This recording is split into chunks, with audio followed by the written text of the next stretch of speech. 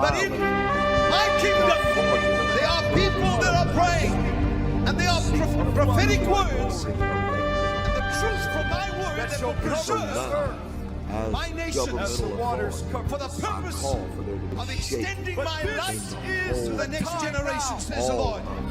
And it was concerning the Uganda and the Ugandan government and China. So it was basically that God was speaking about the three guys that were top advisors to the president of Uganda, and basically saying they are just the beginning.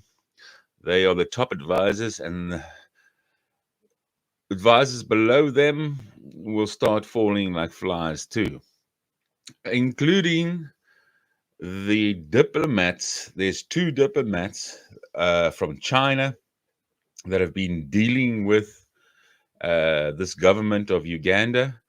Two of them, they will also find the dust of the earth. Now, I don't want this to happen to them, but it's their own seeds that they have sown. Their own seeds that they have sown, they're going to harvest now. Now, I go by this verse here, John 10:10, which says, "The thief comes to steal, kill, and destroy. I have come to bring life and life in abundance."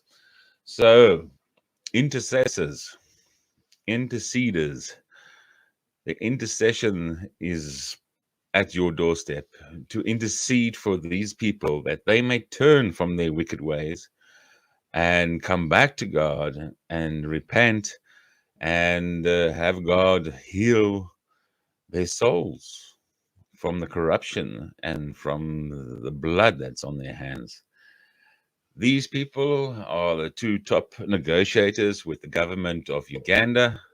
I don't know their names. I know there's two of them, diplomats from China, from the CCP, the Chinese Communist Party. And these two diplomats are being pointed out that their demise is coming unless they turn from their wicked ways. And the only way that can be turned from their wicked ways is through intercession of the saints, because God doesn't want anybody to perish. He would like everyone to come to salvation, to come to home where we belong at the end of the day. But they have been warned. So Uganda expect to see signs of people going to sleep and found the next day, all to do with government. I'm not saying all the government is corrupt. I'm not saying all the government is evil, but there are certain people that God has pointed out. I said in Uganda at a church I was speaking. I couldn't speak then about what God is showing me, and but now I can. So this is a warning, not only to the Ugandan government, that the corrupt government, the corrupt individuals in the government. This is not to all government employees. This is a warning to the corrupt ones, that your time is up. Actually, your time was up 2 years ago in the positions that you hold, and you have kicked the door in that God closed. And when you kick a door in that God closes, God does something about it. You willfully kicked the door in that God had closed on you. It opened another door for you to go another way, to go out in peace, go out in silence, to leave the Ugandan people alone, and let God's person come in, for He has a person that He is looking for, that He has in mind, not looking for, that He has in mind, a God-fearing man for Uganda, and it's not Bobby Wine, put it that way. Bobby Wine was used as a tool point out the corruption, and he's been taking a hammering for it. But yes, Bobby Wine would have been good for the first year, and the love of money would have just taken him down the same path. It's not Bobby Wine, it's a God-fearing man. And if that God-fearing man is listening now, or to the recording that's after this, once it's posted, you need to take your place. You need to stand up and take your place where God has put you and called you to be, to lead the nation of Uganda. You are a God-fearing man. You are not old. You are in your 50s. And God has chosen you. He's put it on your heart to throw your hat in the ring. He put it on your heart to throw the hat in the ring the last election, but you didn't. There's going to be a new election. The government that is in charge now is not going to serve out its full term. And God is going to have another election, just as there will be another election in the brave and the free, the land of the brave and the free, very soon. And we'll see very soon who are the rightful leaders in these two countries. So, the God-fearing man that I'm speaking of, you are in your 50s, early 50s, and God has chosen you, and He has opened the door for you to step into the arena and put your hat in as president of Uganda.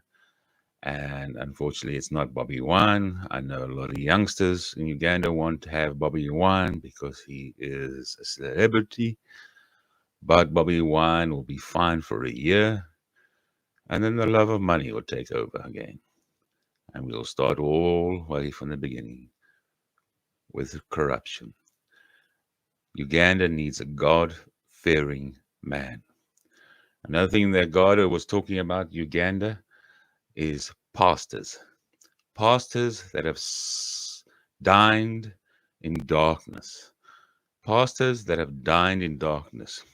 Not only pastors that have dined in darkness, but pastors who are not actually pastors, not called to be pastors, but they are in the position because they see that they get respect, they get lots of young ladies around them, and they get a lot of money being a pastor. God is about to clean you out in Uganda. Only the true people of God, the true God-fearing people will stand up and stay in position. The rest, well, you are just as bad as the government. You are lovers of money. And God is about to clean you out. Clean you out. Exactly what He's about to do in the United States at the same time. He's about to clean out the church. And many, many names in the church, many big names in the church are going to fall. Yes. So many pastors are, well, they are pastors that have just had the love of money, and that's what their thing is. That's why their church hasn't grown. There are pastors in Uganda who aren't pastors. They are fake pastors. They are wolves in sheep's clothing, and God is going to clean you out.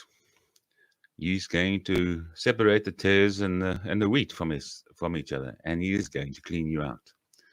So that is what I'm hearing for Uganda. That is what I was sort of hearing while I was there, and God said, "Don't speak about it now because it's too controversial, and I need you back in South Africa." And I will tell you when to speak. So I'm speaking it today on the 7th of September, 2022, that the government of Uganda is going to see the loss of quite a few people that are corrupt and I have a funny feeling that the president, Yuri, is not going to recognize it, because when I was in Uganda, I thought I was looking at a black version of Joe Biden. The man was supposed to be giving a State of the Nation addresses to the people, and he went back in history, like, I don't know, 600-700 years, and gave his people a history lesson. And it was supposed to be talking about the petrol price. And they got a history lesson of how the people came to South Africa and how they stole things. And it was like an hour on, he hadn't even spoken about the petrol price. He started with, well, the petrol price. I said, let me tell you how the petrol price is so high. And he went 600-700 years back and started giving like a history lesson, or his version of history, to the people. So I said to Pastor, my brother, everything, I said, this, no wonder God is twinning United States up with Uganda, yeah. This is like a black version of Joe Biden. His mind's not there, you know. So I worry for the man that he doesn't actually, and he goes to, I don't know where he's going if he doesn't wake up in the morning. I really don't know the heart of the man, whether he's going to scrape into heaven smelling like smoke, or he's going to find a fiery furnace for the rest of eternity. That I have no clue of.